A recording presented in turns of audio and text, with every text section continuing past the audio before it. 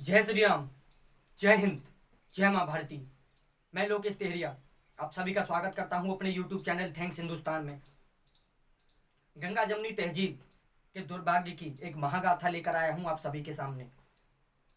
ये कहानी है गुंजरवाला नामक शहर की, जो वर्तमान में पाकिस्तान के हिस्से में जा चुका है और उससे पहले ये पंजाब में हुआ करता था। एक बाप, 7 बेटियां, एक बेटा और एक पत्नी हुआ करते थे। ये जो गुंजरवाला शहर था, इसका एक मुखिया था जिसका नाम था लाला और उर्फ बलवंत खत्री। इसका भरा पूरा परिवार था। पत्नी प्रभावती, बेटा बलदेव, बेटी 7 थी। अब ये बात है 1947 की। हम आज़ाद हो चुके थे, बंटवारा हो चुका था और जिन्ना ने डायरेक्ट एक्शन डे घोषित कर दिया था और गुंजरवाला के पास के इलाकों से हिंदू सिखों के कत्लेआम की खबरें सामने आ रही थी। मजहबी नारे लग रहे थे, अल्लाह अकबर, इंशाअल्लाह, ऐसे मजहबी नारे लग रहे थे। लेकिन जो लाला था वो बिल्कुल बेफिक्र था। उसे इस चीज़ की कोई दिक्कत ही नहीं थी, कोई टेंशन नहीं थी। वो समझता था कि जो गुंजरवाला है, जाट गुज्जर राजपूत मुसलमानों का शहर है, सब भाई हैं, ये एक दूसरे को नहीं मारेंगे। ये जो शोर मचा रहे हैं ये कुछ मजहबी मदांध हैं, 1-2 दिन चल जाएंगे उसके बाद शांत हो जाएंगे। लेकिन जो खतरा था वो बहुत बड़ा था। अब ये बात है सन 1947 18 सितंबर की। लाला के घर में एक जो डांकिया था भगा भगा आया, हाँफता हुआ। बोला, लाला जी, कुछ लोग जो हैं, एक भीड़ आपकी बेटियों को उठाने के लिए आ रही है। सलीम आपकी बड़ी बेटी लाजवती को उठाकर ले जाएगा, मुख्तार आपकी छोटी बेटी लाजवती को उठाकर ले जाएगा। और इतना ही डांकिया ने कहा और लाला ने डांकिया को खींचकर थप्पड़ मारा। तुझे पता भी है क्या बोल रहा है तू? सलीम भाई है, हमारा परिवार का हिस्सा है। अब डांकिया कहता है कि सलीम भाई तो भीड़ को इकट्ठा करके ला रही है। इतना कहकर डांकिया वहां से भाग निकलता है। शायद उसे किसी और घर में जाकर भी बताना हो।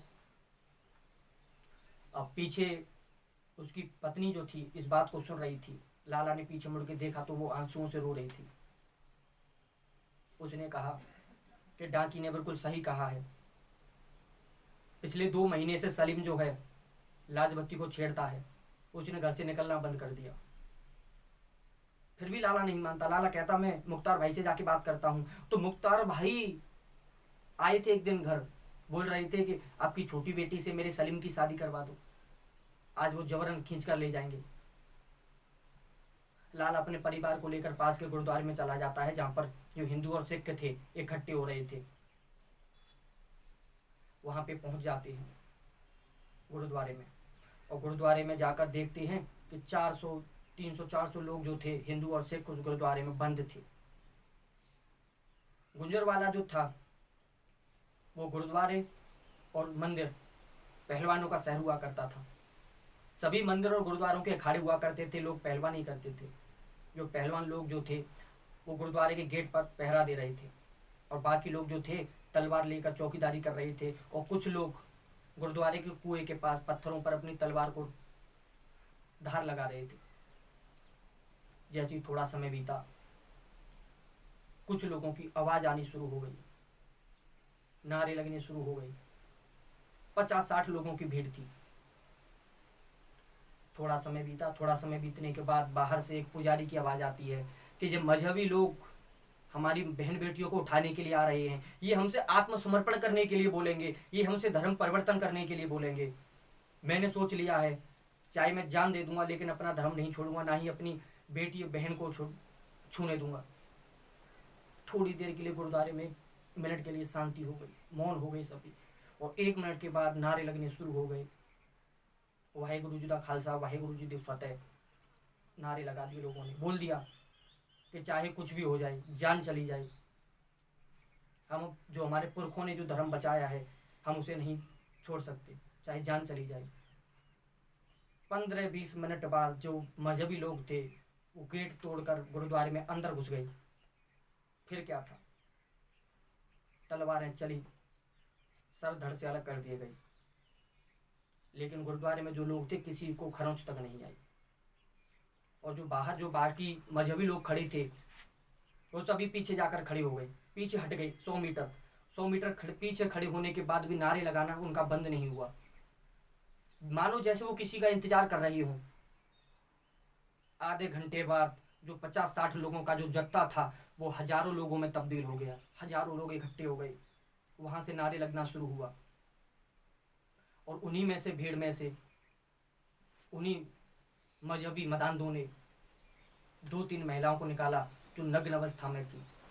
कुछ लोगों ने नोच रही थी और एक उनमें से मौलाना आता है और तलवार से उनके वक्ष को काट के गुरुद्वारे में फेंक देता है। गुरुद्वारे में जो लोग थे, इससे भयावह मंजर उन लोगों ने नहीं देखा था। ऐसी घटनाएं उन्होंने सुनी थी लेकिन अपनी आंखों से नहीं देखा था। अब उन्होंने अपनी आंखों से देख लिया। अब सभी चिंता में पड़ गए, घबराने लग गए कि अगर हम मर भी गए तो कोई दिक्कत नहीं, लेकिन हमारे मरने के बाद इन बहन बेटियों का क्या होगा। वो इस सोच में पड़ गई। फिर क्या था, जो हजारों लोगों की भीड़ थी गुरुद्वारे पर हमला कर दिया और जो सिख हिंदू थे रणबांकुरों की तरह लड़ते रहे। पर आखिर कब तक टिक पाते। हजारों लोग कहाँ, 300 लोग। और 300 लोगों में भी क्या था, 50-60 नौजवान थे, बाकी के बूढ़े बच्चे और औरतें थीं। सभी को काट दिया गया। और लज्जो लाला से बोलती है कि पिताजी काटो, बापू काटो, मैं मुसलमान नहीं बन सकती, मुझे काटो। लाला बिल्कुल मौन हो जाता है, गले से आवाज नहीं निकलती है, रोने लग जाता है। लज्जू फिर से कहती है काटो, अगर नहीं काटा तो ये मेरा बच्च काट देंगे। इतना बोलते ही लाला तलवार उठाता है और लज्जो की गर्दन को काट देता है। लज्जो के बाद रज्जो का नंबर लेता है, उसके बाद उर्मिला का, उसके बाद सारी बेटियों का माथा चूमता है और गले को काट देता है। अब काटने के बाद अपनी पत्नी से बोलता है तुम बलदेव को लेकर पीछे वाले गेट से निकलो, वहां पर तांगा खड़ा है, वो तांगा तुम्हें स्टेशन पहुंचा देगा। स्टेशन पर 400-500 लोग जो हैं वो भारत जा रहे हैं, तुम भारत जाकर सुरक्षित हो जाओ। वो कहती है मैं आपको छोड़कर अकेले नहीं जाऊंगी। लाला कहता है तुम्हें जिंदा रहना होगा, पेट में पल रहे बच्चे के लिए, बलदेव के लिए। तुम जाओ, मैं तुम्हारे पीछे पीछे आता हूँ। वो बात को मान लेती है और तांगे में बैठकर स्टेशन की ओर निकल जाती है। स्टेशन पर जैसी वो उसकी पत्नी निकलती है वहां से, लाला कुएं के पास जाता है और पहले ये सोचता है कि ये मजहबी नर बच्ची लोग हैं, नर पिशाच हैं, इनसे जो मृत शरीर है ना वो भी सुरक्षित नहीं है। अपनी बेटियों के शव को उठाता है और कुएं में फेंक देता है। और कुएं में फेंकने के बाद तलवार निकाल के अपनी गर्दन काट देता है और काटने के बाद कुएं में जा गिरता है। और बात भी सही थी, 2 बच्चों के साथ उनकी माँ थी, लेकिन 7 बेटियां थी, उनके साथ कौन था। उन 7 बेटियों के पास किसी का होना तो जरूरी है। तो बाप अपनी गर्दन काट के उस कुएं में गिर जाता है। आज जो बलदेव है उसका पोता अमृतसर में रहता है। ये उसी की कहानी है, बलदेव के पोते की। सारा भाईचारा उसके बाप का निकल गया, जिन्हें वो भाई बोलता था।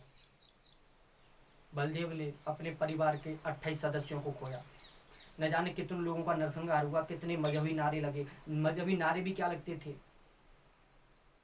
हंस के लिता पाकिस्तान, खून ना लेवेंगे हिंदुस्तान। ऐसे ऐसे मजहबी नारे लगते थे। हिंदुओं दी जनानी ते बिस्तर ते आदमी शमशान ते, ऐसे ऐसे मजहबी नारे लगते थे। मस्जिदों से अजान की जगह पर धमकियां निकलती थी कि जिस हिंदू को हिंदुस्तान जाना है वो जाए, अपनी जनानियों को और बेटियों को छोड़ के यहीं जाए। इतना भयानक मंजर था उस समय का। आज जो हरकतें मैंने आपको सुनाई ना, ये आज आपको इसी समय भी देखने के लिए मिल जाएंगी। बस सोचने की जरूरत है। आज हो रहा है पूरे देश में। फर्क बस इतना है कि आज कोई जिन्ना नहीं है डायरेक्ट एक्शन डे घोषित करने के लिए। आज नेहरू नहीं, आज उनका बाप बैठा है केंद्र सरकार में। लेकिन जिस दिन ये बाप हटा, जैसे नारे पाकिस्तान के गुंजरवाला में लगे थे ना, वो नारे इस देश में लगेंगे। पाकिस्तान में जो लोग थे ना, उनके पास तो जगह थी, वो भारत आ सकते थे, लेकिन आपके पास कौन सी जगह है, कहाँ भाग कर जाएंगे आप? समय है अभी, सुधर जाओ। ये भाईचारा एक झटके में उतर जाएगा। कहानी अच्छी लगी हो तो शेयर करिएगा, लोगों तक पहुंचाइएगा। और जो ये भाईचारे के चक्कर में अंधे बने बैठे हैं ना, लाला की तरह, जो लोग तुम्हें भाई बोलते हो ना, वही भाई आता है काटने के लिए। वो ये नहीं कहता कि इससे मेरी दोस्ती है, इसे छोड़ दो। क्या हुआ कश्मीरी पंडितों का? कश्मीरी में भी यही हुआ, मस्जिदों से अजान की जगह पर धमकियां निकली कि जिसकी जो भी कश्मीर छोड़कर जाना है जाए, अपनी औरतों को छोड़ के जाए। तो कश्मीर तो पाकिस्तान में नहीं था ना उस टाइम पे, 1990 कोई ज्यादा पुरानी बात नहीं है। ये पूरे देश में होगा अगर आपकी बुद्धि ठिकाने पर नहीं आई तो। ये भाईचारा के भूत नहीं उतरा तो। मेरा मकसद केवल यही होता है, आपको जागरूक करने का। जो खतरा कुछ समय बाद आने वाला है, उससे रूबरू कराने का। अगर कुछ भेजे में घुसा हो तो लोगों तक इस वीडियो को शेयर करिएगा, उन्हें भी पता चलना चाहिए। जय श्री राम, जय हिंद, जय माँ भारती, सत्य सनातन धर्म की जय।